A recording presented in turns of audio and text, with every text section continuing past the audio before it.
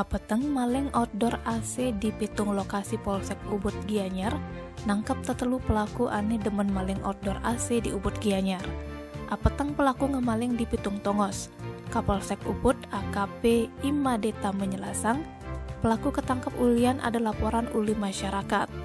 Tugas hari Minggu 31 Agustus 2021, korban KDI Yuni Andayani kilangan outdoor AC di toko yoga Santi ane lokasinya di Jalan Raya Hanoman nomor 30, lingkungan Padang Tegal Mekarsari Ubud. Kasusnya entu sube kelaporan ke Polsek Ubud, tugas hari Rabu 1 September. Polisi masih nerima kasus ane patuh uli Ide Bagus Agung Darmo Sogate ane ngaku kehilangan outdoor AC di warung boba ane lokasinya di Jalan Raya Ubud lingkungan Taman Kaje Kelurahan Ubud Kecamatan Ubud Gianyar.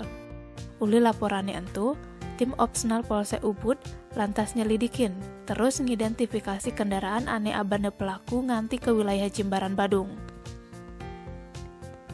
Kejadiannya entu subuh ping 4 pindah tangan. Terakhir beline Aja Samsudin alias Mujib.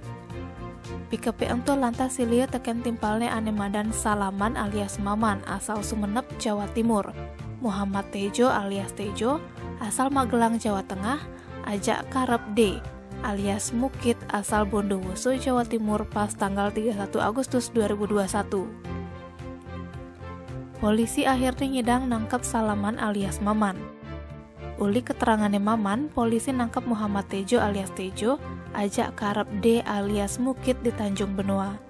Pas interogasinya, ajak ketetelu ngaku subetain ngemaling di pitung lokasi di Ubud. Sasarannya outdoor AC. Ia nekat ngemaling apang mahan pipis tambahan.